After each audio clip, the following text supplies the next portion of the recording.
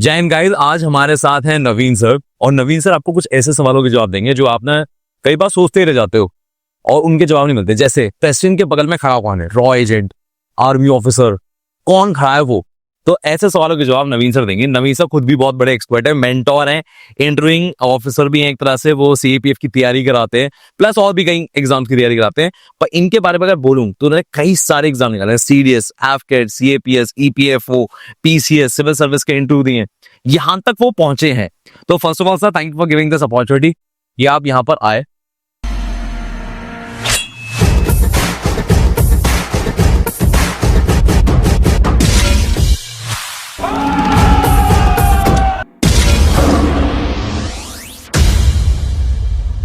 तो पहला सवाल सीधा कि अभी प्रेसिडेंट द्रौपदी मुर्मू के जस्ट बगल में एक लेडी ऑफिसर रहती है, वो कौन है? रॉ एजेंट है, आर्मी ऑफिसर है, पुलिस से है, क्या है वो?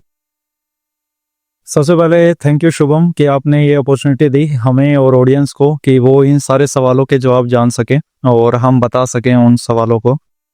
तो स्टार्ट करते हैं कि जो लोग हैं वो सिक्योरिटी को काफ़ी नैरो माइंड से देखते हैं।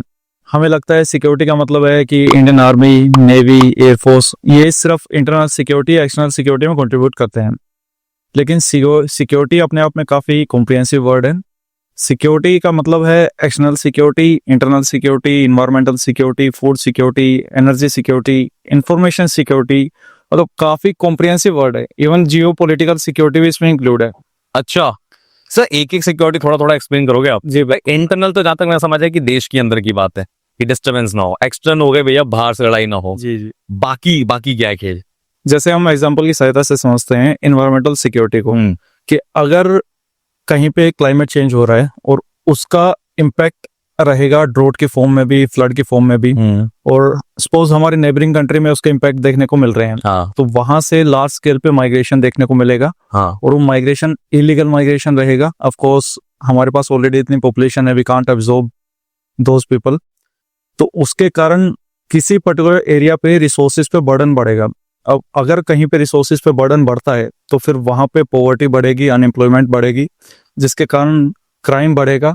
और वो क्राइम कब इंटरनल सिक्योरिटी के लिए थ्रेट बन जाता है वो किसी को नहीं पता, वो हमें नहीं पता। अच्छा। तो ये सब चीजें इंटररिलेटेड रहती है, चाहे वो इकोनॉमिक सिक्योरिटी की बात है, चाहे वो फूड सिक्योरिटी की बात है, चाहे वो जियो स्ट्रेटेजिक सिक्योरिटी की बात है। Even data security is important now it is, cyber security is important. तो जो आपने सवाल स्टार्ट किया था उसका एक इम्पोर्टेंट एस्पेक्ट है इंटरनल सिक्योरिटी। और जो मैम पूनम गुप्ता हैं इंटरनल सिक्योरिटी में ही कंट्रीब्यूट करते हैं। इंटरनल सिक्योरिटी में भारत में बात करें तो उसके लिए डेडिकेटेड विंग है कि सीएपीएफ उसमें डील करती है। और according to MHA there are total 7 forces, जो 5 फोर्सेस हैं जिसमें हम कॉमनली जानते हैं कि CRPF, CISF, border guarding forces में BSF, ITBP, SSB, 2 other forces Assam rifles और एनएसजी। इनमें से पूनम गुप्ता मैम सीआरपीएफ का पार्ट है। उनका सिलेक्शन 2018 में यूपीएससी एक एग्जाम कंडक्ट करवाती है, यूपीएससी सीएपीएफ एसी के नाम से, उनके थ्रू हुआ था। वेरियस टाइम से अब उनको एक्सपीरियंस रहा। तो सीआरपीएफ की भी फर्दर विंग्स रहती हैं कि जैसे कोबरा एक डेडिकेटेड विंग है नक्सलाइट एरिया में सर्व करने के लिए, रैपिड एक्शन फोर्स है, एंटी रायट फोर्स है, और सिक्योरिटी विंग भी रहती है जो पर्सनल वीआईपीज को पर्सनल सिक्योरिटी प्रोवाइड करवाती है।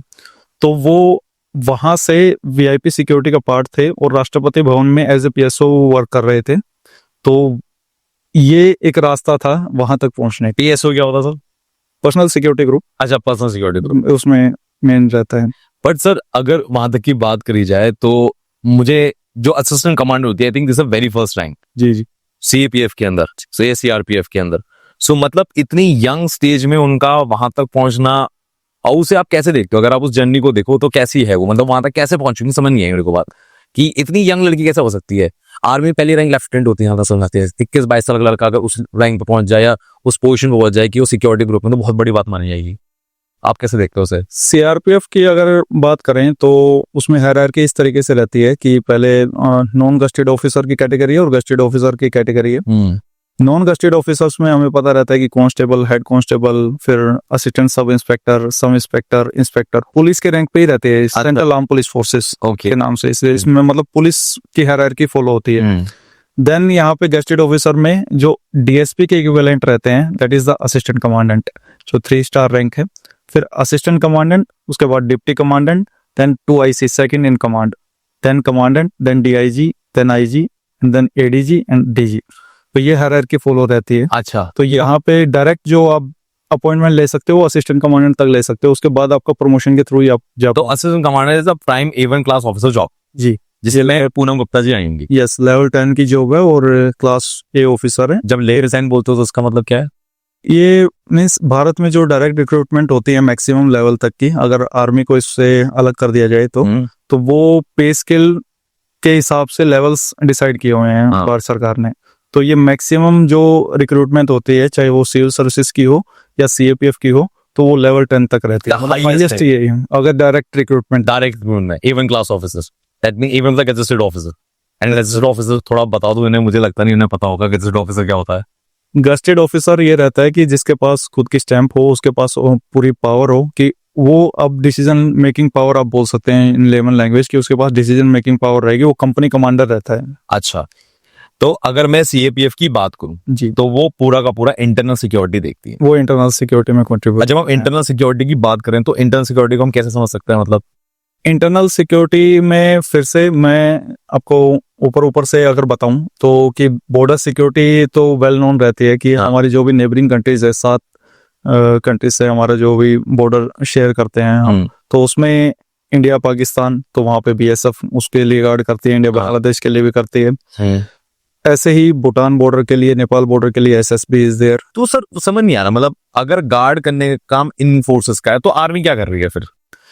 आर्मी हमेशा एक्सटर्नल अग्रेशन को काउंटर करती है। अच्छा, हमारे यहाँ पे जब हम इंडियन कॉन्स्टिट्यूशन को पढ़ते हैं, देयर इज आर्टिकल 355, आर्टिकल 355, वो ये बोलता है कि ये सेंटर की ड्यूटी बनती है कि वो स्टेट्स को एक्सटर्नल अग्रेशन से और इंटरनल डिस्टरबेंस से प्रोटेक्ट करे। और इसमें स्टेट पुलिस इतनी कैपेबल नहीं रहती क्योंकि स्टेट पुलिस एक स्टेट का सब्जेक्ट है, स्टेट का कंट्रोल रहता है पूरा। हाँ।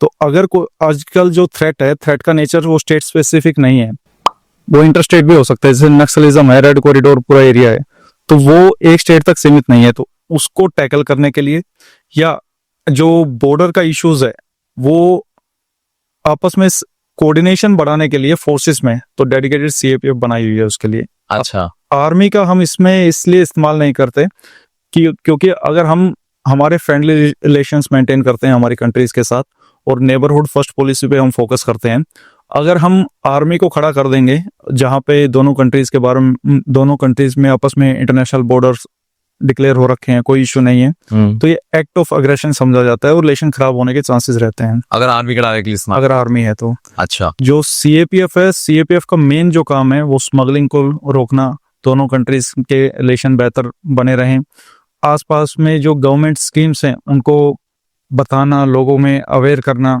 नेशनलिज्म की भावना को भी बढ़ाना। क्योंकि ऐसा देखा गया था कि 1962 में जब वॉर हुआ चाइना के साथ और जब पाकिस्तान के साथ भी कुछ वॉर हुए, तो कहीं ना कहीं जो लोग थे हमारे बॉर्डर एरियाज में, उनमें नेशनलिज्म की भावना काफी कम थी।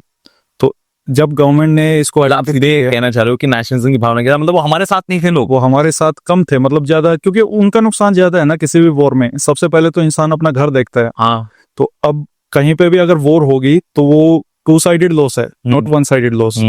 तो जब सरकार ने इसको आइडेंटिफाई किया कि हम कैसे इनको बेहतर कर सकते हैं, और भी रीजंस थे कि इंटरनल जो एजेंसी कोऑर्डिनेशन था वो कहीं ना कहीं वीक देखने को मिला। तो इन सब इश्यूज को टैकल करने के लिए फोर्सेस बनाई गई थी कि 1962 में ITBP बनी, जो मेजर 4 बटालियन से शुरुआत हुई। अच्छा, और 1963 में जब वॉर हो गया था तब SSB बनाई गई, उसका नाम था स्पेशल सर्विस ब्यूरो। अच्छा, वो मेनली काम करती थी IB के साथ और intelligence gathering, border area development programme में बोल सकते हो कंट्रीब्यूट करने का मेजर काम रहता था। अच्छा सर, मैंने एक कहीं सुना था जो CRPF है पहले उसे क्राउन पुलिस फोर्स कहा जाता था।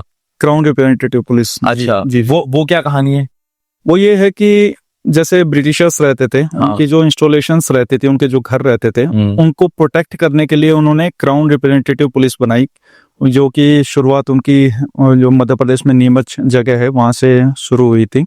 विद टाइम इन फोर्सेस का मैंडेट डाइवर्स कर दिया गया। पहले तो सरकार को ही नहीं पता था इन फोर्सेस से काम क्या लेना है।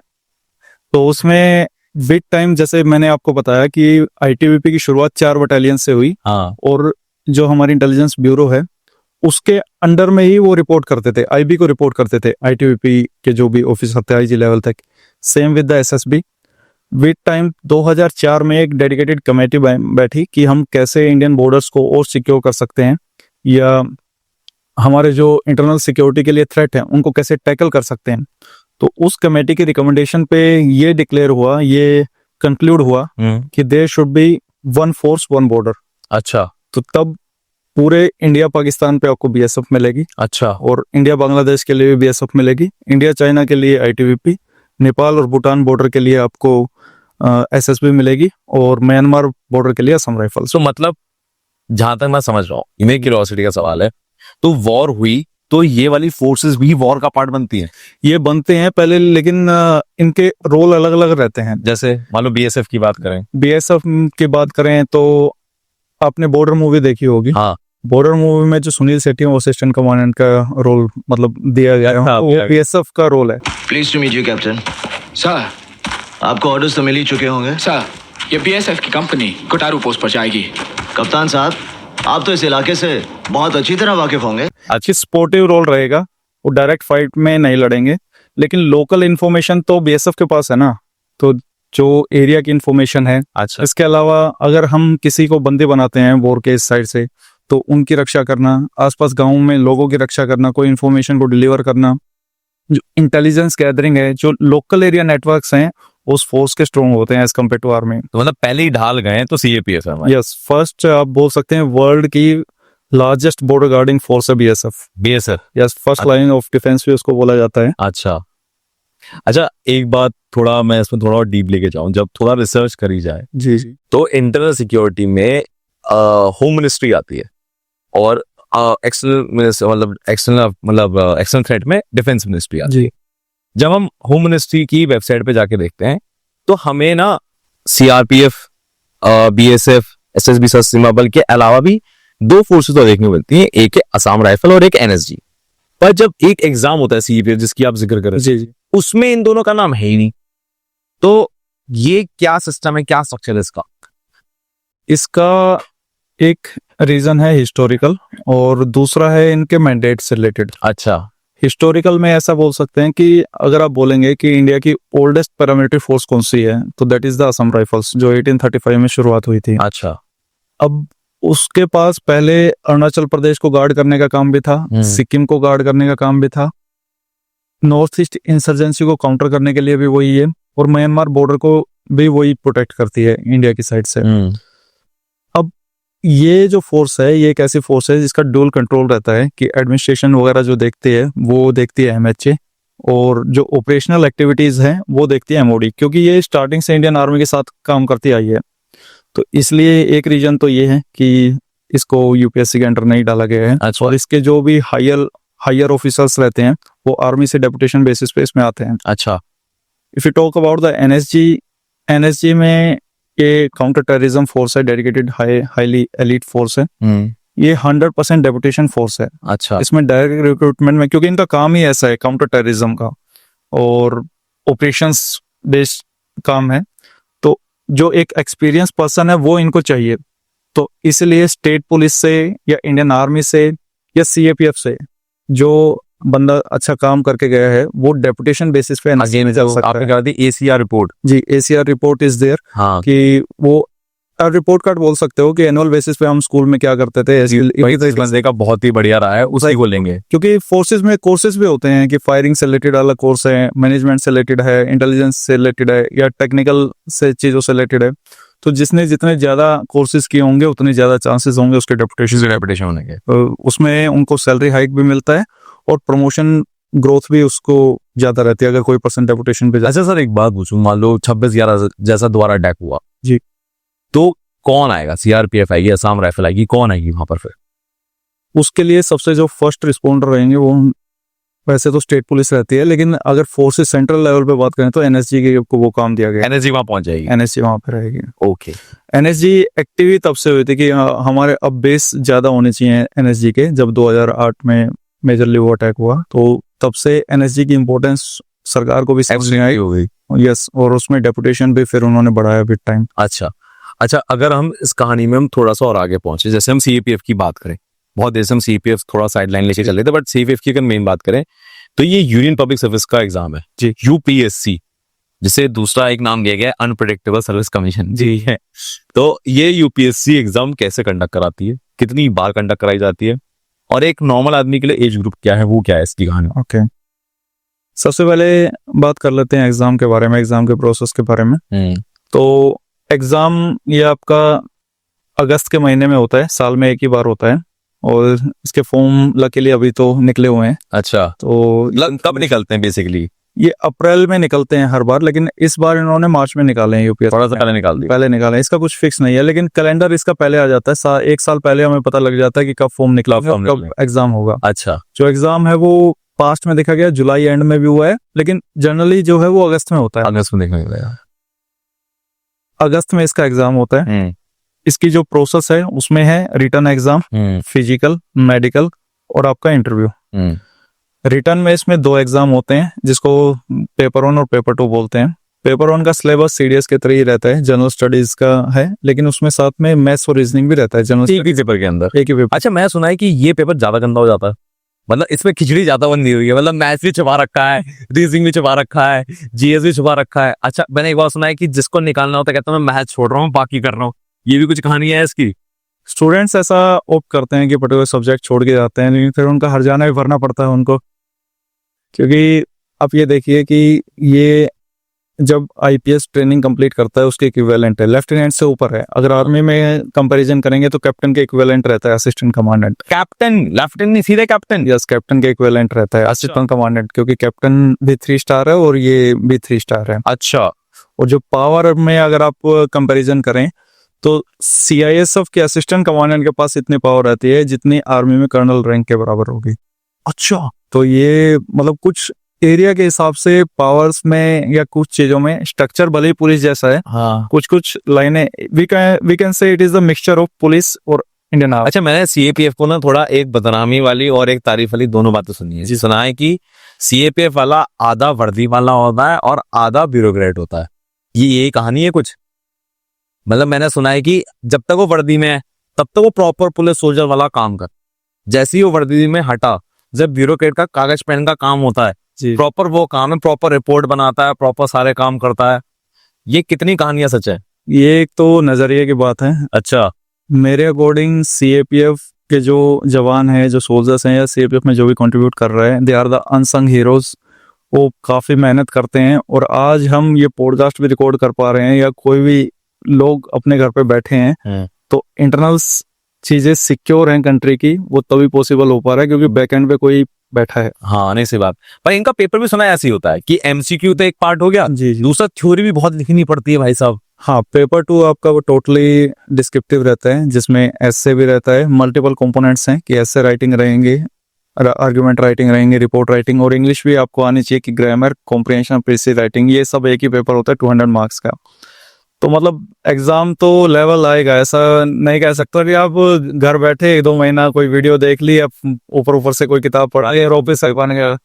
जो आप बोल रहे थे ना, हमने जो टॉपिक स्टार्ट किया था कि जो प्रेसिडेंट मैम के बगल में अगर खड़ा होना है तो उसके लिए मेहनत बहुत लगती है। वो आदमी हो, लड़की भी तगड़ा होगी और लड़का भी, बिल्कुल साधारण नहीं हो सकता वो ऐसा नहीं है कि वो प्रॉपर पहले तो एग्जाम की रिगरस प्रोसेस से होके निकलना पड़ता है, फिर ट्रेनिंग 52 वीक्स की ट्रेनिंग रहती है, एसएसबी में 55 वीक्स की है, अदर फोर्सेस में 52 वीक्स की है। तो वो ट्रेनिंग से होके निकलना पड़ता है, और फिर आपका एक्सपीरियंस भी होना चाहिए, मींस वेरियस थिएटर्स में आपको काम का एक्सपीरियंस होना चाहिए। नक्सलाइट अफेक्टेड एरिया में आपने काम किया है, जम्मू कश्मीर में आपने काम किया है, तो तब जाके वो किसी बड़ी पर्सनैलिटी के साथ अटैचमेंट। क्या आधे ब्यूरोक्रेट आधे पुलिस वाले होते हैं, मतलब क्या सीन है? मैं सुना आर्टिकल 370 की रिपोर्ट में भी उनकी बातें ली गई थी। काम के बेसिस पे आप बोल सकते हैं, जैसे कि अगर मान लीजिए आप सीआईएसएफ में काम कर रहे हैं, हाँ। तो सीआईएसएफ मेनली इंटरनल जो इंडस्ट्रियल सिक्योरिटी है उसके लिए कंट्रीब्यूट करती है, हाँ। और वहां पे मेनली जो काम रहता है वो डे टू डे में बात करें तो वो पेपर वर्क ज्यादा रहता है। लेकिन if you talk about the BSF और सीआरपीएफ तो वो ऑपरेशनल वर्क है। हो सकता है एक सीआरपीएफ का जवान या असिस्टेंट कमांडेंट डेली बेसिस पे ऑपरेशन कर रहा हो और डेली उनको आईडी जो इम्प्रोवाइज्ड एक्सप्लोजिव डिवाइसेस हैं इनका सामना करना पड़ता हो। मेरे ना एक्चुअली दिव्या गुप्ता मैम से बात हुई थी, शायद आप जानते हो, असिस्टेंट कमांडेंट है। उन्होंने बताया था कि आर्टिकल 370 के वक्त वो वहां तैनात थी। हाँ, तो जम्मू कश्मीर में रहते हैं ना, सीआरपीएफ डेडिकेटेड, पहले बीएसएफ भी काफी टाइम तक जम्मू कश्मीर में रही है। हाँ, जम्मू कश्मीर अपने आप में एक प्रॉपर थिएटर है, और वहां पे आपको सारी फोर्सेस मिल जाएंगी, आईटीबीपी भी मिल जाएगी, सीआरपीएफ भी मिल जाएगी, एसएसबी भी मिल जाएगी। जो भी सिक्योरिटी में कंट्रीब्यूट करती है forces other than Indian army, ये सब वो सारी फोर्सेस वहां पे रहेंगी। These are the particular theatres, same with the Naxalite affected areas. जो रेड कॉरिडोर है, हम समझते हैं कि आईटीबीपी मतलब चाइना बॉर्डर और हिमालयाज, ऐसा नहीं है। उसकी 8 बटालियंस आपको नक्सलाइट अफेक्टेड एरिया में भी हैं। अच्छा, तो ये आप एक kind of integrated theatre command की तरीके से इसको देख सकते हैं। These are the theatres. सब एक ऐसा साथ। बना नहीं हुआ है, बट ये रिकमेंडेशन है कि ऐसा बनाना चाहिए सरकार को। तो वो डिपेंड करता है आप सीआईएसएफ में है या सीआरपीएफ में है, तो यहाँ पे डिपेंड करता है कि आप ब्यूरोक्रेट वाला काम कर रहे हैं या फोर्स वाला। वो बात ठीक है। तो पर क्या मैं बात सही कह रहा हूँ कि वो आधे ब्यूरोक्रेट हैं, वो आधे सोल्जर्स हैं? क्या कहूंगा, मतलब क्योंकि मैं जितनी सुनी है ना कहानी, मैं एक्चुअली कहानी सुनी बता रहा हूँ आपको। जी जी, मैंने सुना है कि उनको कागज पत्र का काम भी है, क्योंकि होम मिनिस्टर को देना होता है। एडमिनिस्ट्रेटिव वर्क रहेगा उसमें, नो डाउट एडमिनिस्ट्रेटिव वर्क बहुत रहता है, क्योंकि जो असिस्टेंट कमांडेंट है, अगर सीआईएसएफ पर्टिकुलर बात करें तो सुपरवाइजरी रोल है।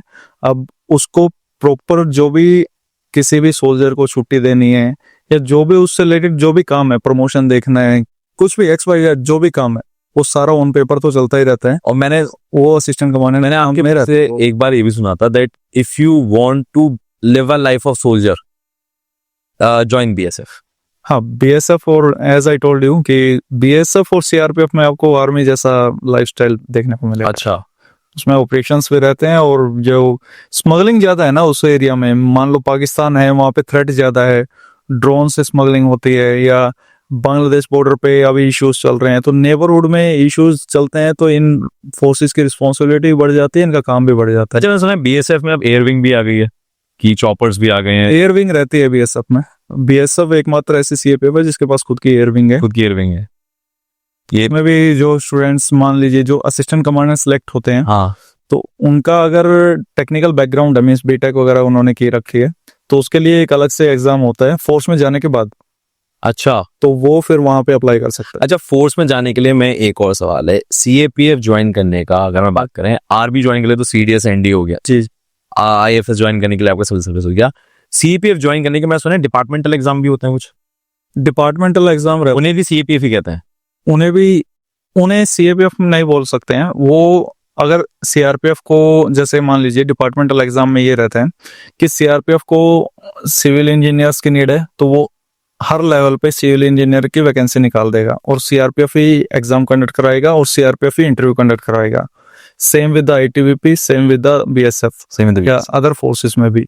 अब इसमें सिविल इंजीनियरिंग है वो एंट्री भी होती है, जो व्हीकल्स में मैकेनिकल इंजीनियरिंग है वो एंट्री भी होती है। तो इस तरीके से रिक्वायरमेंट बेसिस पे एंट्री होती है। टाइम टू टाइम आती रहती है, मतलब वैकेंसी मेडिकल की रिक्वायरमेंट है तो डॉक्टर्स की भी वैकेंसी निकलती है, असिस्टेंट कमांडेंट की। ओ जी, तो और वो position assistant commandant, position assistant commandant, वो सिविल इंजीनियरिंग वाला भी असिस्टेंट कमांडेंट ही है। अच्छा वो तो। अच्छा, एक बात और सबसे इंटरेस्टिंग बात, लोगों कमांडो बनने का बहुत शौक होता है जी, नहीं, ठीक है, कोबरा कमांडो क्या है, क्या पावर है, पैरा कमांडो से कैसे लगे? और कोबरा कमांडो की मुझे एक ना फोटो याद आ रही है आज भी, कि नक्सलवादियों ने उसे पकड़ लिया था, और वो ऐसे राजाओं की तरह घुटनों पे हाथ रख के बैठा हुआ था। वो पता नहीं आपको फोटो याद आ रही है कि नहीं, मैं व्यूअर्स को दिखा दूंगा। क्या है कोबरा कमांडो की पावर, क्या है? कोबरा कमांडो के, अब कोबरा के फुल फॉर्म में अगर हम बात करेंगे तो commando battalion for resolute action, इसके फुल फॉर्म है ये कोबरा की। अच्छा, कोबरा की अपने आप एक फुल फॉर्म है। okay. It's a child agency of CRPF. CRPF की ही एक विंग है। एक्चुअली कोबरा की शुरुआत 2008 के बाद हुई। 2004 में अब देखेंगे कि जो नक्सलाइट ग्रुप्स हैं ये सब इकट्ठे हुए, और इन्होंने अपनी खुद की एक सेंट्रल लेवल पे ऑर्गेनाइजेशन बनानी स्टार्ट कर दी। अच्छा, उस टाइम पे जो हमारे ऑनरेबल प्राइम मिनिस्टर थे पीएम मनमोहन सिंह, उन्होंने भी ये डिक्लेयर कर दिया कि भारत के लिए अगर सबसे बड़ा सिक्योरिटी थ्रेट है वो है नक्सलिज्म, तो इसको काउंटर करने के लिए क्या करें। तो उसके काउंटर करने के लिए सीआरपीएफ की डेडिकेटेड विंग बनाई, जिसको हम कोबरा के नाम से जानते हैं। 2009 में इसकी शुरुआत हुई। 8 बटालियन से, मतलब 2 बटालियन से इसकी शुरुआत हुई थी, और विद टाइम इसके 10 बटालियन हो गई थी। अच्छा, तो कोबरा आप हाईली स्पेशलाइज्ड फोर्स बोल सकते हो जो काउंटर ऑपरेशंस करती है अगेंस्ट द नक्सलिज्म या नक्सलाइट्स। ओके, नक्सलिज्म को काउंटर करने की प्रेजेंट गवर्नमेंट के भी एजेंडा है कि जल्द से जल्द 2026 तक हमें रेड कॉरिडोर को वॉश आउट कर देना है और नक्सलिज्म को वॉश आउट। आपने रेड कॉरिडोर 3 बार बोल दिया है, मुझे जरा समझा दो रेड कॉरिडोर है क्या? रेड कॉरिडोर इज नथिंग कि जो इस आइडियोलॉजी पे काम करते हैं, लेफ्ट विंग आइडियोलॉजी पे काम करते हैं ना, जो नक्सलाइट्स हैं, वो उनका एजेंडा ये है कि नेपाल से लेके भारत तक पूरा एक कॉरिडोर होना चाहिए जिन पे उनका ही कब्जा हो। वो डेमोक्रेटिक वैल्यूज में बिलीव नहीं करते। वो कहते हैं कि लोगों की गवर्नमेंट होनी चाहिए। उनकी आइडियोलॉजी पे बिलोंग करते हैं, कार्ल मार्क्स की, माओ जेडोंग की, इन सब आइडियोलॉजी पे बिलोंग करते हैं। इन शॉर्ट कहूँ तो प्रेजेंट गवर्नमेंट को उखाड़ फेंकना चाहते हैं और सरकार के अगेंस्ट लड़ाई लड़ते हैं। तो वो इस चीज के लिए जो नाम देते हैं रेड कॉरिडोर हमको बनाना है, तो ये पूरा जिन जिन एरियाज में वो फैले हुए हैं उसको रेड कॉरिडोर बोलते हैं। अच्छा, तो ठीक है। अब कोबरा कमांडो का मतलब उनका मेन काम नक्सलाइट को उनको नक्सलाइट्स के लिए के खिलाफ ऑपरेशन चलाना है, क्योंकि हम आर्मी इस्तेमाल नहीं कर सकते, क्योंकि अल्टीमेटली वो लोग तो हैं तो हमारे ही लोग, क्योंकि उनको ट्राइबल्स का उनका मेन जो एजेंडा रहता है काम करने का वो ट्राइबल्स को बहलाना, फुसलाना, गवर्नमेंट में कुछ कमियां हैं तो उनको लार्ज स्केल पे हाईलाइट करना, लोगों को अपने पाथ से डेविएट करना।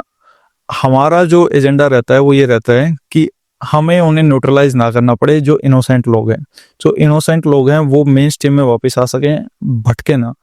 हम इसीलिए आर्मी का इस्तेमाल नहीं करते, सीएपीएफ का इस्तेमाल। अच्छा, मैंने एक मूवी देखी थी, पता नहीं शायद आपने देखी हो, झारखंड का एरिया था। लड़के ने बाप से कहा मैं पुलिस ज्वाइन कर रहा हूँ, और उसको जहां पर पुलिस ज्वाइन करने वाली कोचिंग थी उसने उसे नक्सलाइट ज्वाइन करा दिया। ठीक है ना, कह दिया तुम सरेंडर कर देना, फिर तुम्हें पुलिस ज्वाइन करा देंगे वो वापस। तो ये कहानियां भी होती हैं कुछ।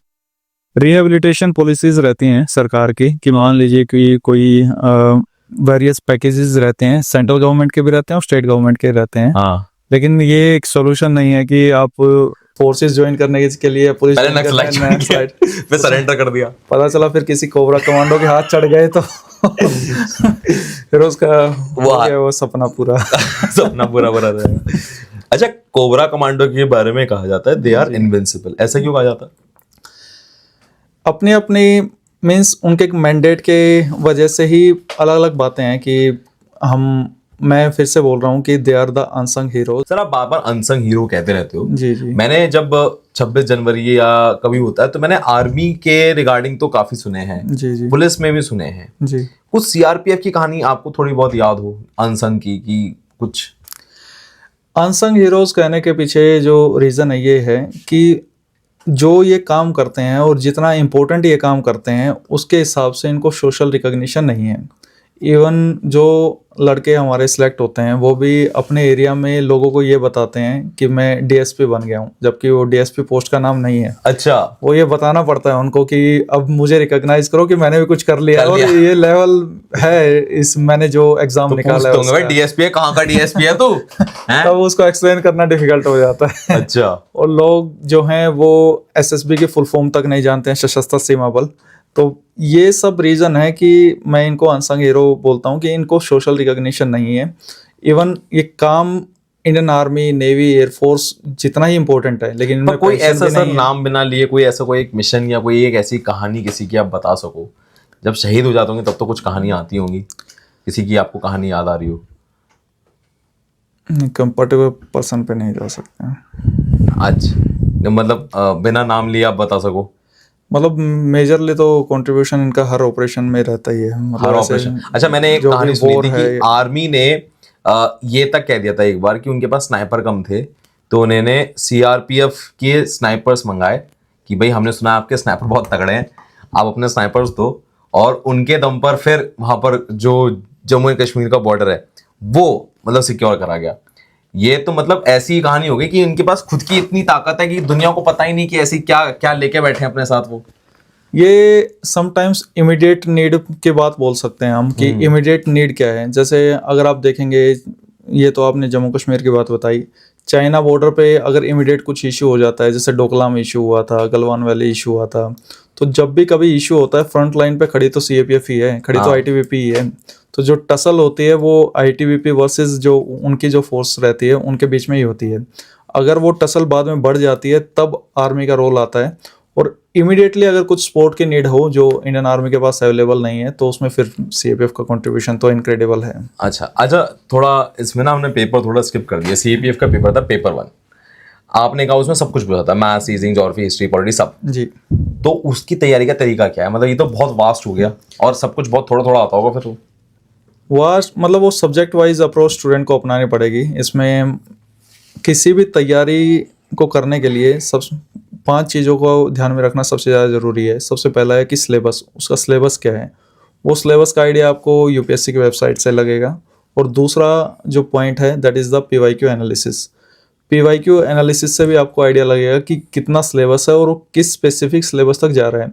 जैसे स्टूडेंट्स बोलते हैं या लोग बोलते हैं unpredictable service, public service commission, लेकिन सीएपीएफ के मामले में वो अनप्रेडिक्टेबल नहीं है, सीडीएस के मामले में अनप्रेडिक्टेबल नहीं है। सिविल सर्विसेज में हम बोल सकते हैं क्योंकि प्री डिफाइंड कुछ बुक्स हैं, हर सब्जेक्ट की अलग अलग बुक है। अगर आप उन बुक्स को कवर कर लेते हैं तो वेटेज की रहती है सब्जेक्ट की, तो वो वेटेज का आप 60% के आसपास मैच कर लेंगे। और 60% मतलब इंडिया में ऑल इंडिया रैंक 1। अच्छा, जैसे अप्रैल में अभी नोटिफिकेशन निकली, जी। ठीक है, अप्रैल, मई, जून, जुलाई 4 महीने, मतलब अभी पता लगा और अब 4 महीने में निकल जाएगा उसका एग्जाम। मतलब क्या कहते हो कि कितना समय जरूरी है? 4 महीने जरूरी है, 6 महीने जरूरी है, 1 साल जरूरी है, 2 साल जरूरी है? क्योंकि आईएएस की तैयारी तो हमने 2-2 साल देखी है। जी जी जी। आईआईटी की तैयारी तो आपको पता ही होगी, लोग 9वीं क्लास में देना शुरू कर देते हैं, मतलब तैयारी शुरू कर देते हैं। अगर ये डिपेंड करेगा स्टूडेंट के बेस पे, क्योंकि सबका बेस लेवल अलग रहता है, सबको हम एक समान नहीं समझ सकते। अगर कोई स्टूडेंट फ्रेशर है और वो बोलेगा मेरा 4 महीने में एग्जाम निकल जाएगा, तो सॉरी फॉर दैट, उसका एग्जाम नहीं निकलेगा। अगर वो बिल्कुल फ्रेशर, उसको कुछ पता ही नहीं कि इंडियन पॉलिटी होता क्या है, अच्छा, उसको ये ही नहीं पता कि पॉलिटी का सिलेबस में क्या क्या आएगा, अच्छा, तो वो उसको मतलब फिर नेक्स्ट अटेम्प्ट के लिए उसको तैयार करना चाहिए। तो मतलब जिसने अभी जैसे अप्रैल में नोटिफिकेशन निकला है तो अप्रैल से भी तैयारी शुरू करे तो जुलाई में हो जाएगी फिर तैयारी? क्या कहना चाहोगे आप उस पर? ये डिपेंड करेगा पर्सन टू पर्सन। अभी तो मार्च में नोटिफिकेशन निकला है। हाँ। अगर कैंडिडेट बिल्कुल फ्रेशर है, उसको कुछ पता ही नहीं है कि इंडियन पॉलिटी का मतलब क्या है, सिलेबस क्या है, हिस्ट्री का क्या सिलेबस है, जियोग्राफी का क्या सिलेबस है, तो उसका तो एग्जाम निकलना काफी मुश्किल है। Means I can say openly कि उसका एग्जाम नहीं निकलेगा। ईमानदारी से उसको यस नेक्स्ट ईयर के लिए ट्राई करना चाहिए उसको। ओके। क्योंकि एग्जाम का सिलेबस भी वास्ट है और डिमांड भी वास्ट है और फिर कट ऑफ भी उसके अकॉर्डिंग जाती है। इस ईयर की बात करें तो 357 वैकेंसी है, अभी नोटिफिकेशन निकल चुका है, मार्च में निकल चुका है। और ऑल इंडिया लेवल पे 357 वैकेंसीज, और फिर वो फर्दर कैटेगरीज में डिवाइड है कि general category, OBC, schedule caste, schedule tribes, ex serviceman. तो इन सब चीज़ों के कारण कट ऑफ का लेवल भी थोड़ा हाई है, एग्जाम का लेवल भी हाई है। तो मिनिमम उसको लगते हैं कि 6 महीने तो लगते हैं, लेकिन अगर कोई ऑलरेडी सीडीएस एस्पिरेंट है तो वो ये एग्जाम निकाल सकता है। सीडीएस एस्पिरेंट, अब ना मुझे नहीं पता इन्हें कितना पता है, फौज की जो तैयारी कर रहा है लड़का आर्मी में ऑफिसर कैडर की, पर सर मैं सीडीएस से मैंने सुना है कि सीडीएस से लेवल थोड़ा टफ होता है सीएपीएफ का, मैंने सुना थोड़ा डीप में पूछता है और थोड़ा कॉम्प्रिहेंशन लेवल पे जो क्वेश्चन होता है ना असर्शन रीजनिंग के, वो ज्यादा होते हैं। थोड़ा सा कह सकते हैं, मतलब लास्ट ईयर का आप जीएस का पेपर देखेंगे या अभी जीएस का पेपर देखेंगे सीडीएस का, तो उससे 10-20% ही अब बोलेंगे, क्योंकि अब तो सीडीएस का जीएस का पेपर भी हार्ड आ रहा है, ऐसा नहीं कह सकते कि बिल्कुल इजी आ रहा है। हाँ। तो उससे तो थोड़ा हार्ड रहता है, और तभी मैं बोल रहा हूँ कि सीडीएस एस्पिरेंट को एग्जाम निकाल सकता है। क्यों निकाल सकता है? क्योंकि अभी उसके पास 3-4 महीने हैं, वो टाइम डिवोट कर सकता है। और ये लेवल थोड़ा सा अलग हो जाता है सीडीएस से, क्योंकि ड्यू टू पेपर टू में डिस्क्रिप्टिव रहता है, उसको लिखना पड़ेगा, और लिखने के लिए उसको रेगुलर स्किल्स एक्वायर करनी पड़ेंगी और प्रैक्टिस करनी पड़ेगी।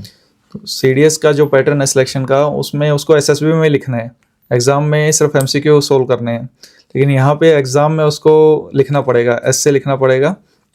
उसके लिए उसको स्किल्स चाहिए, नॉलेज चाहिए और टाइम मैनेजमेंट चाहिए। अच्छा। क्योंकि 3 घंटे के अंदर उसको लगभग 3500-4000 वर्ड्स लिखने पड़ेंगे, तो वो एकदम से नहीं लिख पाएगा कोई भी फ्रेशर, लेकिन डेवलप हो सकती है 3-4 महीने अगर वो डिवोट करता है तो। बट सर अगर मैं अपनी कहानी बताऊं ना, मैं तो अपने स्कूल टाइम में टॉपर था नहीं, और पता है क्यों नहीं था टॉपर? क्योंकि ना डिस्क्रिप्टिव बहुत लिखना पड़ता था। जी जी। और मुझे लगता है कि कहानी लिखना, आंसर लिखना अपने आप में कला है।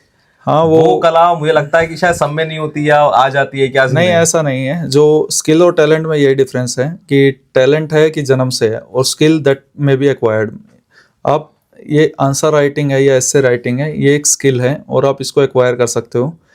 1 से 1.5 महीने में, 2 महीने में आपको टॉपिक्स की नॉलेज होगी, आप नॉलेज गेन करना स्टार्ट करोगे, फॉर्मेट समझना स्टार्ट करोगे। विद टाइम अगर आप प्रैक्टिस कर देते हो, मीन्स 100 टॉपिक्स के आसपास कोई स्टूडेंट प्रैक्टिस कर लेता है खुद से लिख के, तो वो एग्जाम में लिखाएगा। उसका वो मतलब रिटर्न उसमें अच्छा। ऑब्स्टेकल नहीं बनेगा उसका। एक बात और देखिए, जितने भी कॉम्पिटिशन्स हैं जी उसमें माना था कंपटीशन बहुत हाई है, जी। इसमें कंपटीशन में बैठने वाले कितने हैं? अब मैं सिंपल शब्दों में इसको बोलूं कि ऑफिसर बनने का लेवल 10 में क्लास 1 ऑफिसर बनने का इजीएस्ट मेथड है CAPF AC।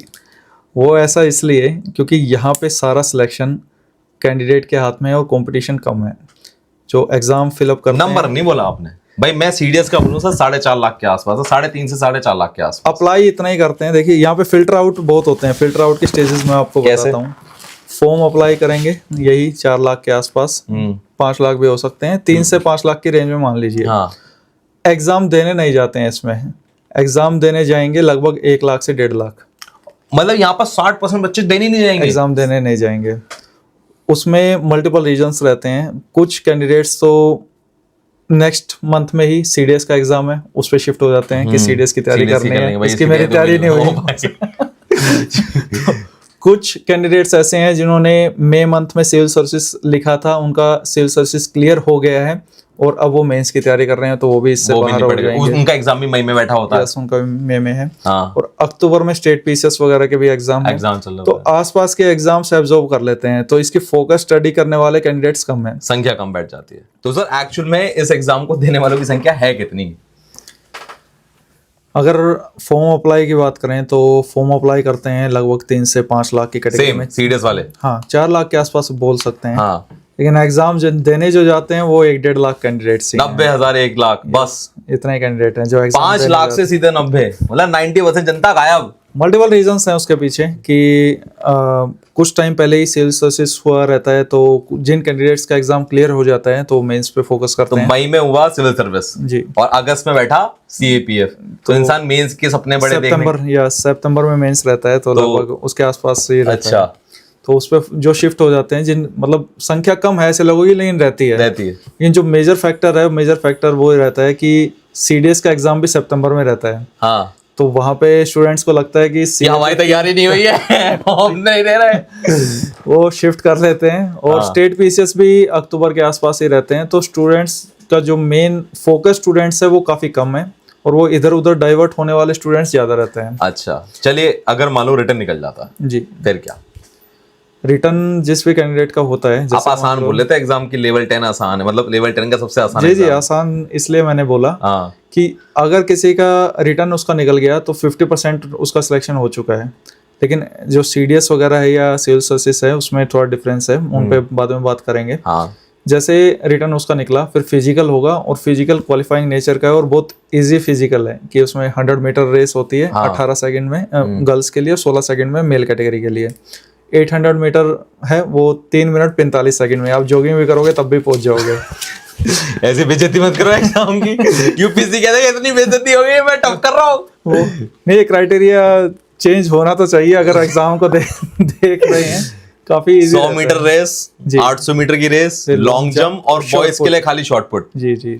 शॉर्ट पुट भी बहुत इजी रहता है, 4.5 मीटर है। अब मैंने जो फेंका 7.5 मीटर खड़े खड़े फेंक देते हैं, उसमें कोई टेक्निक भी नहीं है। अच्छा, अगर टेक्निक हो तो फाउल के चांसेस रहते हैं। आप खड़े खड़े कैसे भी एक हाथ से 2 हाथ से फेंक दे। और वो क्वालिफाइंग नेचर का, उसके कोई मार्क्स नहीं है। आपने चाहे 16 सेकंड का जैसे क्राइटेरिया 100 मीटर का, तो आप 14 में करो, 15 में करो, चाहे 12 में करो, किसी को इनाम नहीं मिलने वाला है। अच्छा, बस पास है वो।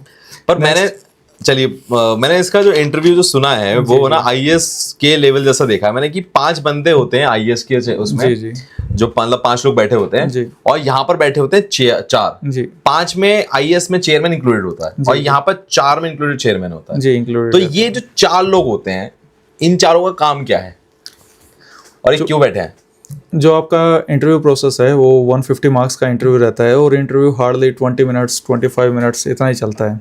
अच्छा। और मेजरली इंटरव्यू की बात करें तो 4 डायमेंशंस में समझता हूँ CAPF के इंटरव्यू में इंपॉर्टेंट रहते हैं कि स्टूडेंट को अपना डेफ अच्छे से तैयार करना है, जो उसको पता है डिटेल्ड एप्लीकेशन फॉर्म जैसे PIQ फॉर्म SSB में रहता है कि उसके बारे में इंफॉर्मेशन रहेगी, फोर्सेस की प्रेफरेंसेस उसके रहेगी, तो उसको जस्टिफाई करना रहेगा कि उसने जो भी मेंशन किया है अपनी हॉबी में, अपनी अचीवमेंट्स में, अपने प्राइज के बारे में, जो भी उसने डिटेल्स दी है वो डिटेल को जस्टिफाई करना कि कितना सच है, कितना उसने झूठ तो नहीं लिख दिया कि जो दिल किया बस लिख दिया।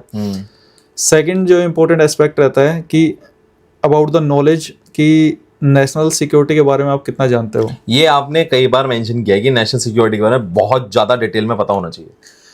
ऐसा नहीं है कि बहुत ज़्यादा डिटेल में, लेकिन बेसिक आइडिया स्टूडेंट्स को होना चाहिए। जो रिटर्न क्लियर करके गया है उसको बेसिक आइडिया रहेगा, और जिसको नहीं भी है तो जो इंटरव्यू की प्रोसेस का टाइम और रिटर्न का टाइम है उसमें टाइम गैप रहता है, वो अपने पढ़ सकता है। इंटरनल सिक्योरिटी की बुक्स आती हैं, वो सारी IPS अशोक कुमार सर की बुक है या और बुक्स हैं, उनमें वो बेसिक या वेबसाइट से उसको बेसिक आइडिया होना चाहिए कि कौन सी फोर्स का क्या काम है। ये आइडिया उसको जरूर होना चाहिए, अच्छा, तभी वो जस्टिफाई कर पाएगा कि वो उसकी प्रेफरेंस क्या पर है। क्या कितना नहीं टफ है। होता है? 4 लोग बैठे हैं तो 4 लोगों का काम क्या है वहां पर? आप भी इंटरव्यू लेते हो, हाँ, तो डराने के अलावा और क्या काम है आपका वहां पे? इंटरव्यू में मेन जो इसको इंटरव्यू नहीं बोलते, इसमें पर्सनैलिटी टेस्ट बोलती है। UPSC भी बोलती है कि पर्सनैलिटी टेस्ट चाहिए, ओके, लेकिन कुछ लोग ऐसा भी बोलते हैं कि नॉलेज का टेस्ट रिटर्न में हो चुका है, आपके नॉलेज का टेस्ट नहीं है। मैं इस बात से सहमत नहीं हूँ, क्योंकि knowledge is an integral part of your personality. Personality। आपको नॉलेज रहेगी तो आपको कॉन्फिडेंस रहेगा, और तभी आप अच्छे से अपने जवाब दे पाएंगे, अच्छे से खुद को रिप्रेजेंट कर पाएंगे। करेक्ट। तो इसमें बात करें तो आपको प्रेजेंट मैटर करता है, वो प्रेजेंट नॉलेज मैटर करती है एज कम्पेयर टू पास्ट। कि आपको पास्ट में आपने भले ही कुछ भी किया हो, कि आप फेल हो गए हो, XYZ कुछ भी, आपको जस्टिफाई करना आना चाहिए, लॉजिकल रीजनिंग आपकी होनी चाहिए। आप यहाँ पे कंपनी कमांडर बनने जा रहे हो, 100 लोगों की लाइफ आपके डिसीजंस पे डिपेंड करेगी। आपको डे 1 से पावर रहेगी जब आप फील्ड ज्वाइन करते हो। तो बस वो ओवरऑल पर्सनैलिटी ट्रेट्स उस बंदे के अंदर है या नहीं है, वो 4 लोगों का काम यही जज करना है। पर फिर भी मतलब ये तो आपने बहुत मोटा मोटा बोल दिया। मैं गया, मैं इसका मतलब यह है कि मैं उनको बस इतना कन्विंस करता रहूं, सर मैं लीडर हूं, मैं बड़ा नॉलेजेबल लीडर नहीं, वो जब सवाल आपसे पूछते हैं तो आपको जवाब उसमें पता रहना चाहिए। जैसे आपने ये बोला था कि ब्यूरोक्रेट भी है और फोर्स वाले बंदे भी हैं, तो यहाँ पे यही है असिस्टेंट कमांडेंट का, कि आपको एडमिनिस्ट्रेटिव वर्क भी है, आपको डिप्लोमेटिक चीज़ें भी हैंडल करना आना चाहिए। जैसे अगर नॉर्मल किसी स्टूडेंट से हम पूछते हैं, इंटरव्यू में पूछते हैं कि हम ऐसा एक सिनेरियो क्रिएट कर दे जहाँ पे वो फंस सकता है। इंटरनेशनल रिलेशंस इसमें एक इम्पोर्टेंट एंगल रहता है आपकी नॉलेज में। इंटरनेशनल रिलेशंस के बारे में आपको कितनी नॉलेज है। तो इंटरनेशनल रिलेशंस में हमें पता है इजराइल पैलेस्तीन का इशू चल रहा है, और इंडिया के दोनों के साथ अच्छे रिलेशंस हैं। मैं आपसे पूछता हूँ कि हम बोलते हैं वासुदेव कुटुंबकम, कि भारत हम सब फैमिली हैं और पूरी दुनिया एक फैमिली है, और इंडिया के पास ये अपॉर्चुनिटी है कि वो वर्ल्ड लीडर बन सकता है। G20 प्रेसिडेंसी हमने की, और बहुत सारे काम ऐसे कर रहे हैं हम कि लार्ज स्केल पे डेमोक्रेटिक वैल्यूज़, ब्रदरहुड, इन सबको बढ़ावा देने में, कल्चरल वैल्यूज़ को, ट्रेडिशनल वैल्यूज़ को बढ़ावा देने के लिए काम करते हैं। तो क्यों ना इंडिया मेडिएट करे इजराइल पैलेस्तीन में, रशिया यूक्रेन में, जब दोनों के साथ एकमात्र ऐसी कंट्री है जिनका दोनों कंट्रीज के साथ अच्छे रिलेशंस हैं। ये सवाल है, ये सवाल है कि मीडिएट करना चाहिए कि नहीं करना चाहिए? क्यों नहीं कर रहे हैं? क्यों नहीं कर रहे हैं? या ये भी बताओ कि करना चाहिए या नहीं करना चाहिए। ये बहुत अच्छी बात आपने कही, करना चाहिए कि नहीं करना चाहिए। अगर भाई मेरी पर्सनल ओपिनियन हो तो मैं कहता हूँ कि जो उन्होंने मोदी जी ने कहा है वो तो खुद ही अपने आप में कह दिया कि वॉर रुकनी चाहिए जी। उसके बाद बीच में कहते हैं ना, कबाब में हड्डी नहीं बननी चाहिए जी। कबाब में बनी हड्डी उछलती जाता है जी। तो मैं तो इतना ही कहता हूँ वहां पर। कबाब में हड्डी के इसको इस बात से भी आप देखिए ना कि ऐसा भी तो बोल सकते हैं कि अब बोल रहे हो कि दोनों फैमिली हैं, हम सब फैमिली हैं, और 2 भाइयों के बीच में लड़ाई है, और अब बड़े यहाँ पे अपॉर्चुनिटी भी तो है कि आप वर्ल्ड लीडर बन सकते हैं। तो ऐसे में स्टूडेंट जब ये सिनेरियो क्रिएट करते हैं, स्टूडेंट ये समटाइम्स अगर उसको नॉलेज नहीं है तो ये कन्विंस हो जाएगा कि मेडिएशन कर सकते हैं सर, अगर अपॉर्चुनिटी है तो उसको ग्रैब करना चाहिए। लेकिन अगर उसकी इंटरनेशनल नॉलेज रहेगी, उसको इंटरनेशनल रिलेशंस की नॉलेज रहेगी, तो इस पर स्ट्रिक्ट रहेगा कि हमको बिल्कुल नहीं करना चाहिए, क्योंकि हम बायलैटरल इश्यूज में इंटरफेयर नहीं करते।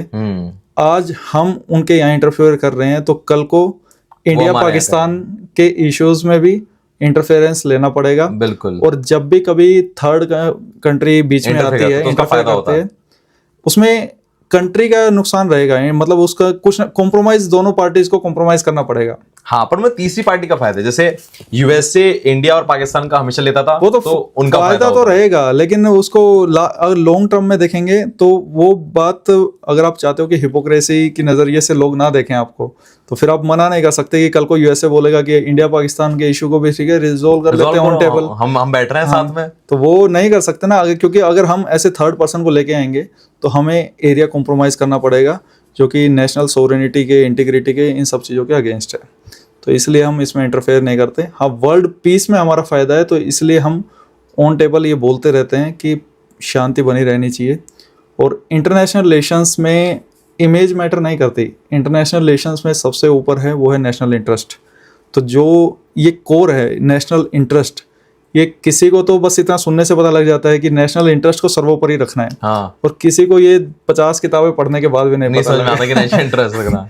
तो वो ये सब नॉलेज है और तो मैच्योरिटी अगर लेवल मालूम है। 4 की बात करें, इसमें आज जी, भी जी। बात करूं तो प्रेसिडेंट एक अलग होता है जी और उसी का काम होता है इंटरव्यू लेना। जी जी। अब मैं उन चारों को अगर क्राइटेरिया को बात दूं कि वो चारों, वो कौन कौन है वो इंसान, वो यूपीएससी का चेयरमैन बैठा है, कौन बैठा वहां यस पे? यस, जो अदर मेंबर्स हैं उनकी आइडेंटिटी रिवील नहीं होती है, उनके नाम भी आपको नहीं बताते हैं वो, लेकिन वो रिटायर्ड ऑफिसर्स ही रहते हैं या सीनियर लेवल पे अगर यूनिवर्सिटी वगैरह से है तो एजुकेशनल बैकग्राउंड से भी हो सकते हैं। हाँ, आपको नहीं पता रहेगा, साइकोलॉजिस्ट बैकग्राउंड से भी हो सकते हैं।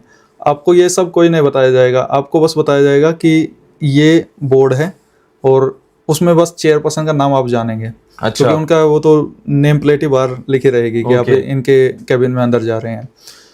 लेकिन आपसे जो सवाल पूछे जाएंगे वो चारों मेंबर्स पूछे जाएंगे, और चारों में के पास ये फुल पावर है कि वो कितना भी टाइम ले सकते हैं आपसे। कि हो सकता है कि एक मेंबर 5 सवाल पूछे, दूसरा केवल 2 ही पूछे, तीसरा 5 के जगह 7 सवाल पूछे, चौथा कुछ भी हो सकता है। कितनी देर चलता है पावर interview? रहता है 20 से 25 मिनट। वर्स्ट इंटरव्यू कब हुआ है आज तक, देखा है किसी का, या सबसे बेस्ट इंटरव्यू कुछ कहानियां याद हो आपको? ऐसा रहता है कि जैसे मोमेंट पे डिपेंड करता है। यूपीएससी की ये ब्यूटी रहती है कि इट डिपेंड्स कि आप इसको डिस्कशन में कन्वर्ट करना चाहते हो या इंटरव्यू में। अगर वो स्टूडेंट की पर्सनैलिटी देख लेते हैं ये बच्चा है या फिर मैच्योर पर्सन है, अगर वो बच्चा रहेगा तो उसके साथ फिर वो खेलते रहेंगे कि ठीक है बेटा इंटरव्यू दो, आप बताओ आप क्या घर से पढ़ के आए हो, इस तरीके से सीधे बोल देते हैं? यस बिल्कुल, वो काफ़ी कोर्डियल रहते हैं, चप्पल में बैठे रहते हैं कुछ मेंबर्स तो। चप्पल में? बिल्कुल ऐसा रहता है। जो इंटरव्यू देता है उनको पता रहता है वो बिल्कुल भी वहाँ पे जो स्टूडेंट है उसको कोर्डियल बनाने की कोशिश करेंगे। और बिल्कुल अगर कोई कैंडिडेट नर्वस हो रहा है तो हाईली फ्रेंडली बिहेवियर रहता है। जो यूट्यूब पे हम देखते हैं मॉक इंटरव्यूज़, ये काफ़ी हाइप क्रिएट किए रहते हैं और डरा के रखते हैं, वहाँ पे बिल्कुल भी ऐसा नहीं रहता है। जो कैंडिडेट आता है अगर वो नर्वस है वो पूछते हैं उससे आप कंफर्टेबल हो, नहीं हो तो बाहर जाओ वापस आओ, कोई दिक्कत नहीं है। अच्छा जी, बिंदास वो रहते हैं इस चीज़ तो में। ऐसा तो लग रहा है 50% नहीं, आपको रिटर्न पे कहते थे 90%, 10% फॉर्मेलिटी है फिर ये तो। इंटरव्यू में अब ये देखिए हाईएस्ट मार्क्स 130 तक जा रहे हैं आउट ऑफ 150। अच्छा, ये तो बहुत ज्यादा नंबर है। यस, ये अब मतलब मार्किंग है इसमें। इंटरव्यू में मार्क्स रहते हैं लोएस्ट 60 पे भी रहते हैं, कि अगर लोएस्ट की बात करें कि 60 भी है। डिपेंड करता है कि मेन चीज़ ये नहीं है कि उसने क्या गलत बोल दिया या कुछ मिसबिहेव कर दिया, ऐसा कोई नहीं करता। मिसबिहेवियर वहाँ पे जाने के बाद कोई नहीं करता। बात है कि वो पर्सन डिजर्विंग है या नहीं है, और डिजर्विंग है या नहीं है वो डिपेंड करेगा उसकी पर्सनैलिटी ट्रेट्स पे, उसकी मैच्योरिटी लेवल पे, उसके बातों के तरीके पे, सिचुएशनल हैंडलिंग पे, इन सब चीज़ों पे। नहीं तो अगर मैं एसएसबी के कंपेयर से करूं तो मुझे तो इंटरव्यू बहुत आसान लग रहा है। एसएसबी के कंपैरिजन में इसमें अगर मैं बोलूँ कि सबसे पहला डिफरेंस आ जाता है बोर्ड मेंबर्स का, वहाँ पे एक ही है जो अथॉरिटी है। समटाइम्स 2 होते हैं लेकिन जो मेन पर्सन है वो एक ही है एसएसबी में। यहाँ पे चारों लोग अपना अपने डोमेन में कुछ भी सवाल पूछ सकते हैं, कुछ फिक्स नहीं है कि आप डेफ से पूछेंगे, आप ये पूछेंगे, जिसका जो दिल करे वो पूछे। जो क्वेश्चंस रहते हैं वो रहते हैं डेफ बेस्ड, 40% 50% एरिया। बाकी जो 50% एरिया है वो रहता है आपका नेशनल इश्यूज़ और इंटरनेशनल इश्यूज़।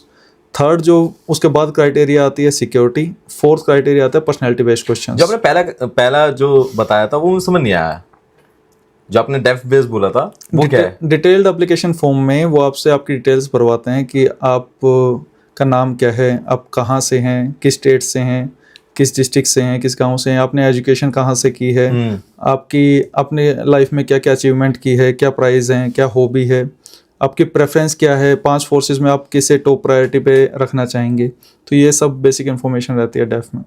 तो इनसे रिलेटेड क्वेश्चंस ये बनते हैं। सपोज कोई हरियाणा से बिलोंग करता है तो उससे हरियाणा के बारे में क्वेश्चन ये पूछा जा सकता है कि हरियाणा इकोनॉमिकली वाइज तो इतना अच्छा स्टेट है लेकिन अनएम्प्लॉयमेंट इतनी ज़्यादा है, तो इसके पीछे आपको क्या कारण लगते हैं। लेकिन एसएसबी वाला ये नहीं पूछेगा।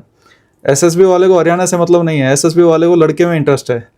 एसएसबी में जो इंटरव्यू रहेगा वो लड़के के पास्ट में और उस कैंडिडेट के अभी क्या लेवल है, मींस उसकी पर्सनल लाइफ में ज़्यादा से ज़्यादा एंटर करेगा, जितना उससे है वो। जितना एंटर कर सके। इसकी आपके दोस्त का नाम क्या है, आपका वही दोस्त कौन, बेस्ट फ्रेंड क्या है, क्यों है, आपकी 3 क्वालिटीज बताओ, बेस्ट फ्रेंड की 3 ये क्वालिटीज पर्सनैलिटी बताओ। बेस्ड ना हो, ये खाली मतलब आर्मी वाला पर्सनैलिटी बेस्ड हो गया। Totally ये means- knowledge plus personality plus इंसान की ओवरऑल की Yes. इंसान कैसा है वो देख के ओके करना है। यस, इसमें आप नॉलेज अगर डोमिनेंस है और कॉन्फिडेंस आपका अच्छा है हाँ तो आप इजिली अच्छे मार्क्स ले सकते हो। अच्छा। लेकिन जो एसएसबी वाला है कि उसमें आपको सबसे ज्यादा जो नॉलेज है वो अपने खुद बारे के बारे में होना बताओ नहीं चाहिए। चाहिए। इसमें आपको अब ठीक है थोड़ा मतलब ज्यादा बात नहीं करेंगे, 20 क्वेश्चन पूछ रहे हैं तो आपके बारे में 4 या 5 क्वेश्चन पूछ लेंगे वो अच्छा उसमें, लेकिन 20 में से 18 क्वेश्चन आपके बारे में रहेंगे एसएसबी। हाँ, ये रहेंगे। बट एक बात पूछना चाहूंगा, आई एम श्योर कई स्टूडेंट्स आपके जब ज्वाइन कर लेते होंगे तो कॉल कर जरूर करते होंगे, जी, बताते जी। होंगे क्या लाइफ बताई उन्होंने एज असिस्टेंट कमांडेंट। ज्वाइन होने की पहली लाइफ जिंदगी होती कैसी है उनकी? चिकने खड़े तो बन जाते हैं, ऐसे काले खाले एकदम नारियल जैसे हैं वो तो हो जाते हैं, बट क्या होती है एक असिस्टेंट कमांडेंट की पहली जिंदगी की कुछ साल? जब कोई कैंडिडेट जैसे सिलेक्ट होता है हाँ। तो सबसे पहले उसका ट्रेनिंग पीरियड स्टार्ट होता है। हाँ और ट्रेनिंग में फर्स्ट जो वीक है that is the 0 week. 0 week में वो ज़्यादा एक्सरसाइज वगैरह नहीं, उसको मस्ती के लिए छोड़ देते हैं। ठीक है, आप हल्का फुल्का जॉगिंग कर लिया, थोड़ा पीटी करवा दिया, उसको जी लेने दो जिंदगी इस तरीके से 1 हफ्ते के लिए, इस तरीके से भाग ना जाएगा। फिर उसका स्टार्ट होता है मेन जो कोर्स, उसमें उसका प्रॉपर उसकी जॉब से रिलेटेड, मैंडेट से रिलेटेड स्टडी भी है। आईपीसी, सीआरपीसी इनके बारे में कुछ बेसिक नॉलेज उसको देते हैं। इसके अलावा उसकी ड्रिल्स भी होती हैं, प्रॉपर वर्कआउट भी रहता है। ये 52 वीक्स तक ट्रेनिंग चलती है। ट्रेनिंग के फर्स्ट डे से ही उसको सैलरी मिलनी स्टार्ट हो जाती है। वो कितनी होती है? ट्रेनिंग में अगर बात करें तो इन हैंड सैलरी उसकी रहती है 70,000 के आसपास। 70,000? ट्रेनिंग में मैं बोल रहा हूँ, और मतलब ऑन फील्ड बात करें तो 1 लाख टच कर जाती है। 1 लाख के ऊपर? हाँ, 1 लाख। वो पोस्टिंग पे भी डिपेंड करेगा और फोर्स पे भी डिपेंड करेगा। अलाउंसेस है, जैसे मान लो सीआरपीएफ में हाई रिस्क अलाउंसेस ज्यादा रहते हैं। अगर कोई कोबरा में है कोई कैंडिडेट तो कोबरा में रिस्क अलाउंस ही 25,000 है। अच्छा, तो उसको वो 25,000 ज्यादा मिलेंगे एज कम्पेयर टू कोई सीआईएसएफ में है। तो अलाउंस तो 1,50,000 के आसपास बैठ जाती होगी। इतना नहीं, लेकिन 1,20 तक चली जाते हैं, मतलब अगर अलाउंसेस की बात Okay. करें तो। इसमें असिस्टेंट कमांडेंट लाइफस्टाइल के बारे में बात करें तो ज़्यादातर स्टूडेंट्स तो वैसे सीआईएसएफ चूज करते हैं। वो क्या कहानी है? उसके पीछे ये रीज़न रहता है कि कुछ स्टूडेंट्स तो जो सिलेक्ट होते हैं वो सिविल सर्विसेज की तैयारी कर रहे होते हैं, हाँ और उन्हें ऐसा लगता है कि सीआईएसएफ में और ज़्यादा टाइम मिलेगा उनको तैयारी कंटिन्यू करने का। अच्छा। और वो जब तक उनके अटेम्प्ट खत्म नहीं होते वो लगातार देते रहते हैं उस चीज़ को। हाँ, तो एक तो ऐसा उनका पर्सपेक्टिव है ये चीज़ ये आसान जिंदगी रहेगी, ये थोड़ा आसान काम भी जिंदगी रहेगा। रहेगी। कुछ लोग बोलते हैं कि वर्क लाइफ बैलेंस अच्छा है क्योंकि सीआईएसएफ जो आप देखेंगे वो सिटीज़ में सर्व करती है। ऑफ कोर्स लोग ये चीज़ मिस करते हैं कि हमारे पीएसयूज नक्सलाइट अफेक्टेड एरिया में भी तो हैं, हाँ। तो सीआईएसएफ वहाँ भी है। ऐसा नहीं है कि वहाँ ड्यूटी नहीं आ वहाँ सकती, नहीं। नॉर्थ ईस्ट में ड्यूटी नहीं आ सकती। लेकिन अपॉर्चुनिटी जैसे दिल्ली में है या चेन्नई में है, मेट्रो सिटीज़ में है, तो वहाँ पे आप फैमिली को साथ रख सकते हो। तो वर्क लाइफ बैलेंस एक बना रहता है। तो ये रीज़न रहता है सीआईएसएफ पहले देने का। अच्छा, एक बात और ईमानदारी से, अगर मान लो 1 साल हो मेरे पास जी। मुझे तैयारी करनी कैसे है? हमारे कैमरामैन पीछे बैठे हैं, वो उनको तैयारी करनी पड़ी, पास करना पड़ता है, वो क्या करना है फिर वो? पहले और तो बीए, अभी बीए करें, वर्स्ट केस ना बीएससी ना बीटेक, बीए। ये रिक्वायरमेंट भी नहीं है कि रिक्वायरमेंट उनके बस ग्रेजुएशन है कि और उसके दिमाग में चीज़ें समझ में आनी चाहिए, बस बंदे को इतना है बेसिक रिक्वायरमेंट। अच्छा, उसका बस लॉजिकल रीजनिंग थोड़ी बहुत हो, उसमें चीज़ें समझ में आती हो, पास में पढ़ा हो नहीं पढ़ा हो इट डजंट मैटर, ये मैटर ही नहीं करता कि अब उसके 1 पास साल में इस्तेमाल क्या- कैसे करे वो? उसके पास चॉइस है कि वो अगर खुद से पढ़ना चाहे तो खुद से भी पढ़ सकता है, और वो किसी की गाइडेंस में पढ़ना चाहे वो ऑप्शन भी अवेलेबल रहता है। ठीक तो मेन जो स्टूडेंट्स ज़्यादा जो प्रेफर करते हैं वो सेल्फ स्टडी करते हैं। हाँ। तो उसी के बारे में बात करते हैं। सेल्फ स्टडी में सबसे पहले आप सिलेबस को एनालाइज करो। सिलेबस को एनालाइज करने के लिए आपको यूपीएससी की वेबसाइट पे जाना पड़ेगा और पीवाईक्यूज देखने पड़ेंगे।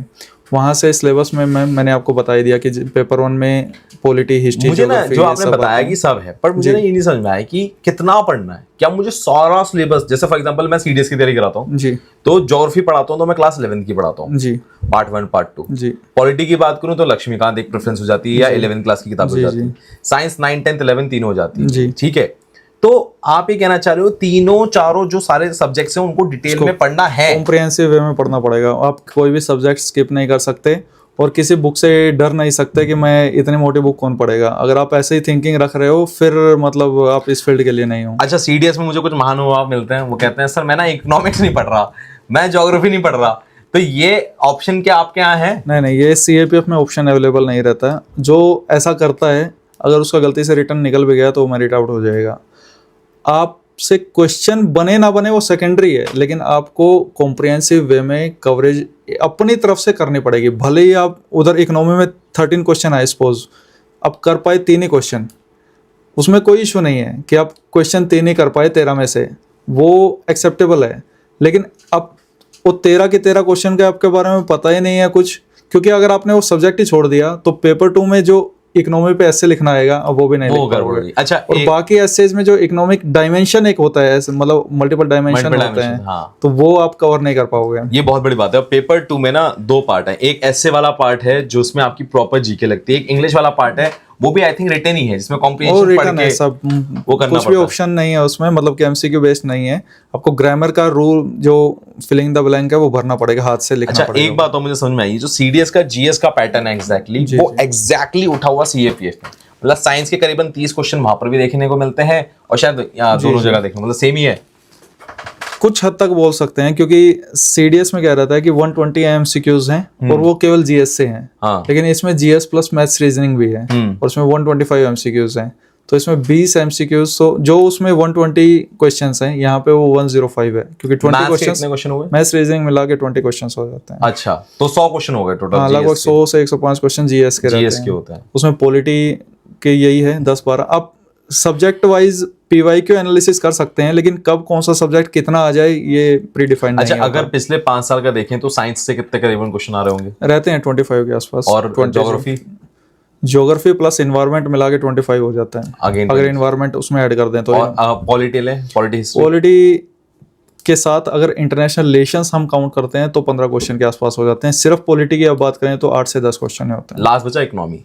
इकोनॉमी से 13 के आसपास क्वेश्चन हो जाते हैं, हिस्ट्री से 20 क्वेश्चन हो जाते हैं, हिस्ट्री के 20 क्वेश्चन हो जाते हैं, तो ये प्रॉपर रहता है। जो सीडीएस का पैटर्न है लगभग 15 वैसे ही क्वेश्चन है। करंट अफेयर के हो जाते जब हैं। हम कहते हैं कि सीडीएस से लेवल टफ है, जी, तो उस टफनेस को मैच करने के लिए बच्चों को करना क्या है? पीवाईक्यू करने हैं, कुछ अलग से पढ़ना है, क्या चाह रहे हो आप? क्योंकि मैंने देखा है क्वेश्चंस आर कॉम्प्रिहेंशन लेवल पे होते हैं, जी, काफी ज्यादा होते हैं, इंसान की लॉजिकल पावर काफी ज्यादा टेस्टेड हो रखी होती है। सीडीएस और सीएपीएफ एस्पिरेंट में जो मेजर कंपैरिजन है that is the syllabus coverage. CDS वाला बस इंग्लिश के भरोसे पे पेपर में जाता है और जीएस में उसका बस एक ही टारगेट रहता है, मैं पास हो जाऊं। तो यहाँ पे ऐसा माइंडसेट नहीं है, क्योंकि यहाँ पे आपको मार्क्स जितने ज्यादा आप पेपर 1 में लोगे उतने हाई चांस है आपका अच्छा रैंक आने का। ठीक है। तो वो तभी हो पाएगा जब आपका कवरेज होगी हर एक सब्जेक्ट की, हर एक सिलेबस की।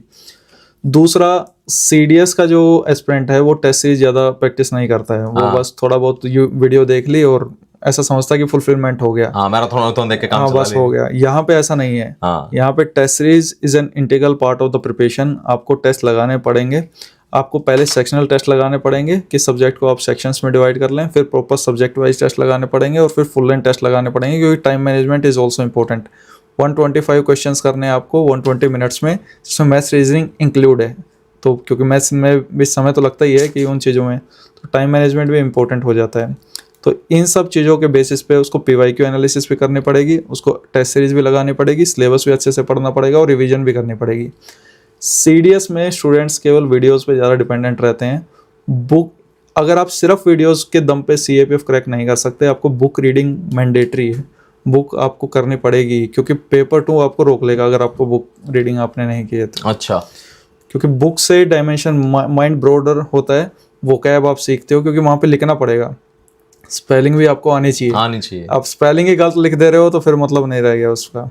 अच्छा, अगर मैं सीएपीएफ के एग्जाम की बात बोलूं, साल में एक बार होना, एक बार होना, चलिए एक बार होने पे आता हूं मैं, ये एक बार होना क्या जस्टिसेबल है? मतलब मुझे तो लगता है शायद सीडीएस का 2 बार होना चाहिए। होना तो चाहिए 2 बार, क्योंकि बस वही है कि अपना अपना पैटर्न प्री डिफाइंड हो रखा है। 2003 से ही यूपीएससी कंडक्ट करवा रही है इसको, और हर साल मैं देखता हूँ सीआरपीएफ में अच्छी खासी सीटें होती हैं एज कम्पेयर टू बाकी। जैसे बीएसएफ में शायद 5 ही सीटें हैं इस बार, गलत तो नहीं हूँ मैं शायद, मतलब किसी में 5 थी, मैं 4 गलत हैं, ITBP में 4 हैं, ITBP में BSF 4 में हैं। 24 हैं। तो ये तो इतनी कम सीटों का जो रेशियो रहता है वो, मतलब मैं देखा अपनी वीडियो में तो खैर प्रिडिक्ट भी कर देते हो कि इतनी बटालियन इतनी आ रही है तो अब इसमें सीटें आने वाली हैं।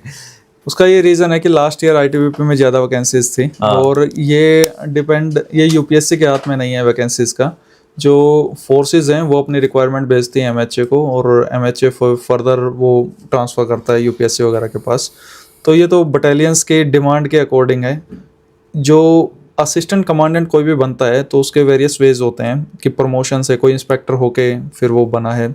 कुछ डिपार्टमेंटल एग्ज़ाम भी होते हैं, 17% प्रमोशनल से रहते हैं, 17%, 33% डिपार्टमेंटल एग्ज़ाम भी होता है। सपोज़ कोई सब इंस्पेक्टर है, वो 4 साल की नौकरी कर चुका है, तो डिपार्टमेंटल एग्ज़ाम होते हैं उनके। CISF का यूपीएससी कंडक्ट कराती है, बाकी फोर्सेस की कोई फोर्स कंडक्ट करवाती है। तो 33% वहाँ से एब्जॉर्प्शन होती है। अब बची 50% वैकेंसी, तो वो यहाँ से रहती है। और सरकार का ये रहता है कि खर्चा कम हो उतना अच्छा है। सरकार का ये हमेशा अच्छा। रहेगा, क्योंकि बजट कंस्ट्रेंट हमेशा रहेंगे। अच्छा सर, एक बात पूछना चाहूंगा मैं, ईमानदारी से बताइएगा, ये जी। सब छोड़िए। गवर्नमेंट एग्जाम्स की बात करें तो यार ऐसा लगता है कोई भी एग्जाम निकालने के लिए जी, पढ़ाकू होना जरूरी है। आपने कितने बच्चों को पढ़ाकू को निकालते हुए देखा है, और कितने ऐसे थे जो एवरेज थे, पढ़ाई में कमजोर थे, उन्होंने निकाला है? देखा है आपने ऐसे कुछ पल देखे हैं आपने? पढ़ाकू की डेफिनेशन क्या है ये मुझे नहीं पता, लेकिन मतलब मैं 90-95% वाले? नहीं, इसमें परसेंटेज मैं फिर से यही बोल रहा हूँ कि आपका पास्ट मैटर ही नहीं करता। और मैंने पहले भी ये कोट किया है कि जो SSB है उसमें जो प्रिसाइडिंग ऑफिसर है वो ये जज करता है कि ये कैंडिडेट पास्ट में कैसा रहा है। हाँ, यूपीएससी का सिलेबस भी इस हिसाब से डिजाइंड है, और इंटरव्यू भी इस हिसाब से है कि नहीं, मैं अभी रिटर्न की बताओ। बात कर रहा हूँ सर। रिटर्न में मैं बोल रहा हूँ, आपका आपने पास्ट देखा है मैटर ही कोई नहीं बच्चा निकाल करता। गया 45% हाँ 60% बिल्कुल वाला? बिल्कुल, क्यों नहीं, हम भी बैक बेंचर थे। आपकी छोटी सी कोई कहानी, आपकी कहानी क्या थी, कैसे कैसे निकाला? कितने आपकी 12th में कितने थे? ठीक है, अभी सर वो बताने लायक नहीं बताने है। लगे। अच्छा, थोड़ा सा मोरल बूस्ट करने के लिए कि इतना खराब था कि मैं। ठीक है, बस इतना, मतलब सभी ऐसे ही रहते हैं कि हमारे एरियाज में सब ऐसे ही हैं कि एग्जाम से 2 दिन पहले पढ़ लो एग्जाम। सर है भी खुद हरियाणा के। तो वो चीजें है। अब प्रेजेंट में अपने आप को कितना अपलिफ्ट करते हो उसकी कोई लिमिट नहीं है। अब प्रेजेंट में अगर एक खास बात भी है पढ़ाई की, आप एक बार पढ़ना, बुक्स को ये सब्जेक्ट इस तरीके से हैं कि आप एक बार पढ़ना स्टार्ट कर देते हो ना तो आपको मज़ा आने लगता है। वो क्यों आने लगता है? क्योंकि आपको अवेयरनेस होनी स्टार्ट हो जाती है सोसाइटी की, इंडिया के बारे में। जो अब सिर्फ सुना रहता है ना वो आप जान पाएंगे, और कॉन्फिडेंस बढ़ जाएगा, लाइफ में बोलने का कॉन्फिडेंस बढ़ जाएगा। अच्छा सर, मेहनत में मतलब ऐसा होता है ना कि कई लोगों ने आपके साथ जर्नी स्टार्ट करी और फिर जाते जाते आखिर में कुछ ही बचे, जी, उसके बारे में क्या कहना चाहोगे कि वो कौन है जो आखिर तक पहुंचते हैं? क्योंकि देखिए हर खेल में ऐसा है। अभी अपॉर्चुनिटीज़ क्या है कि अपॉर्चुनिटीज़ तो हमेशा लिमिटेड ही रहेंगी। आपको अंधेरे में तीर नहीं लगाना है। बहुत सारे स्टूडेंट्स क्या करते हैं, सिर्फ यूट्यूब पे कोई वीडियोस डाउनलोड की और बस उनको देखते रहे।